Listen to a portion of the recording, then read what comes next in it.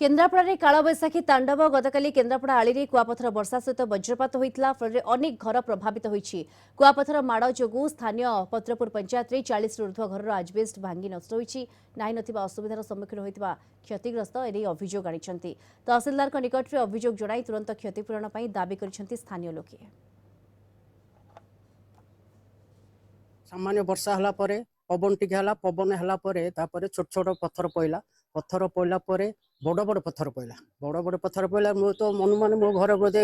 20-30 फुटा हो जाइए से सब आजबेस्ट गुड़ा सब अखंजा कौन कम लगे पूरा पूरा टोटाल कणा हो बड़ बड़ कणा कुआ पत्थर खसला माने किले पाखापाखि पत्थर हम गोटे गोटे पत्थर किले पाखापाखि हम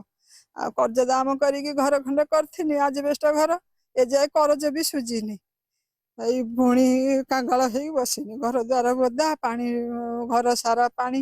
बिछना पत्र सब गदा आम से माड़बंधन किसी लोक बसते से समस्ते कहले भाई चल गोटे बोधे घूर्णिझड़र आशंका जना पड़ू चल घर को पलि जा जाओ घरे आसी पहुँचलु घरे आसी पहुँचवा पर हठात कौन कले टिके प्रथम कुआ पत्थर पड़ा आरंभ कला पवन बेग 50-60 किलोमीटर बेगर बहिला।